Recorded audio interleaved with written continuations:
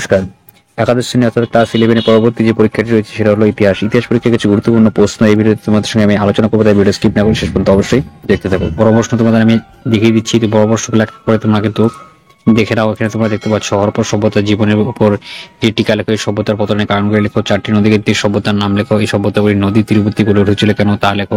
4+4 8 নম্বরে প্রশ্ন আসবে কিভাবে বিবর্তনের মাধ্যমে আদিম শিকারী খাদ্য সংগ্রহ করে এবং স্থায়ী বসবাস পরিণত করে। 8 নম্বরে প্রশ্ন আসবে নব্যপ্রস্তর যুগে মানুষের জীবনযাত্রা পরিচয় দাও, এই যুগের গুরুত্ব কি ছিল তা লেখো। প্রাচীন মিশরীয় সভ্যতার শিল্প সংস্কৃতি মূল্যায়ন করো। সিন্ধু সভ্যতাকে হরপ্পা সভ্যতা কেন বলা হয়, হরপ্পা সভ্যতার বিশেষত্ব লেখো। ইম্পর্টেন্ট কোশ্চেন তোমরা কিন্তু দেখতে পাচ্ছ।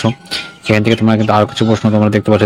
দ্বিতীয় অধ্যায় প্রশ্ন গেলে তৃতীয় অধ্যায় থেকে দেখতে পাচ্ছ পলিসির বৈশিষ্ট্য, পতনের কারণ আলোচনা করো, পলিসির প্রতিষ্ঠার ভূমিকা লেখো, এথেন্সে গণতন্ত্রের ভিত্তি এবং প্রতিষ্ঠাতা লেখো। 4+4 কিন্তু প্রশ্নগুলো আসবে। সাম্রাজ্য বলতে কি বোঝায়, মৌর্য এবং মেডিসিনিয়া সাম্রাজ্যের তুলনামূলক আলোচনা করো, মোগল সাম্রাজ্য এবং অটোমান সাম্রাজ্যের তুলনামূলক আলোচনা করো। 8 নম্বর সাম্রাজ্যের সংজ্ঞা এবং বৈশিষ্ট্য আলোচনা করো, খুবই ইম্পর্টেন্ট। এবার চতুর্থ অধ্যায়ে গুরুত্বপূর্ণ কিছু প্রশ্ন দেখে নাও।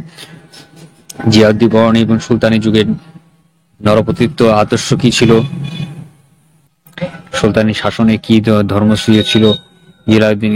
খুবই ইম্পর্টেন্ট প্রশ্ন কিন্তু তোমরা কিন্তু স্ক্রিনে দেখতে পাচ্ছ। প্রত্যেকটা প্রশ্ন ভালো করে দেখে নাও। পঞ্চম অধ্যায় থেকে গুরুত্বপূর্ণ প্রশ্ন দেখতে পাচ্ছ। মধ্য যুগে ইউরোপের সামন্ততান্ত্রিক অর্থনীতিতে ম্যানর প্রথার প্রধান বৈশিষ্ট্যগুলি লেখো। ইম্পর্টেন্ট প্রশ্ন তোমরা দেখতে পাচ্ছ। ভারতীয় উপমহাদেশে ইন্দো রোম বাণিজ্য প্রভাব কি ছিল এবং ভারতীয় উপমহাদেশের তৃতীয় নগরায়নগুলি কি ছিল, সামন্ততন্ত্র বলতে কি বোঝায়।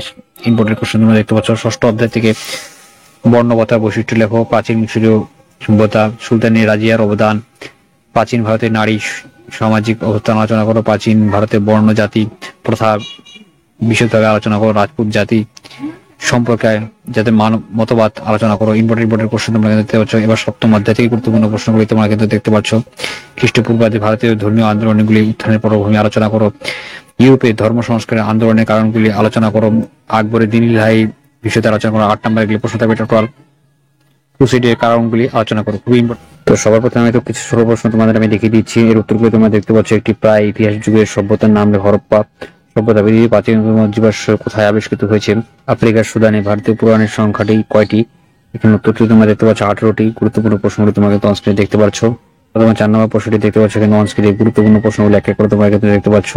প্রত্যেকটি কমন প্রশ্ন কিন্তু আমি এখানে দিয়ে দিয়েছি। ভালো করে এই প্রশ্নের উত্তরগুলি কিন্তু একবার করে ভালো করে তুলে পেয়ে যাবে।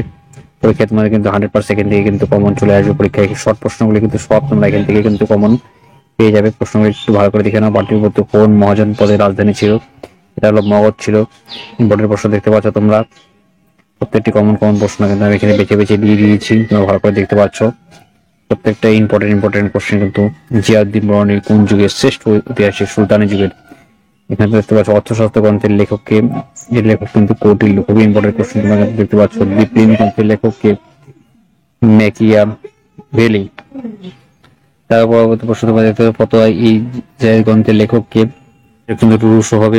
রোমে পালিয়ে যাওয়া কৃতদাস কি বলা হয়, ম্যানোসি। প্রত্যেকটি ইম্পর্টেন্ট কোশ্চেন, তো তার উত্তর কিন্তু তোমরা দেখতে পাচ্ছ। উত্তরগুলি ভালো করে মিলিয়ে নাও, এখান থেকে তোমাদের কিন্তু কোশ্চেন কিন্তু কমন চলে আসবে। ভালো করে প্রশ্নগুলি একবার করে হলেও দেখে যাও। কমন কোশ্চেন কিন্তু আমি এখান থেকে তোমাদের দিয়ে দিয়েছি, ভালো করে প্রশ্ন উত্তরগুলিকে মিলিয়ে নাও। খুবই কমন কোশ্চেন তোমরা কিন্তু অনস্ক্রিনে প্রত্যেকটি ফ্রিতে তোমরা পেয়ে যাচ্ছ। প্রত্যেকটা কোশ্চেন ভালো করে দেখে যাও, উত্তর সহকারে কিন্তু একবার করে দেওয়া আছে। একবার করে তোমাদের দেখে গেলে কিন্তু হয়ে যাবে। ইম্পর্টেন্ট প্রশ্ন রয়েছে, এই প্রশ্নগুলো তোমরা যদি ভালো করে পড়ে যাও তার উপরে কিন্তু 100% থেকে কমন কিন্তু পেয়ে যাবে।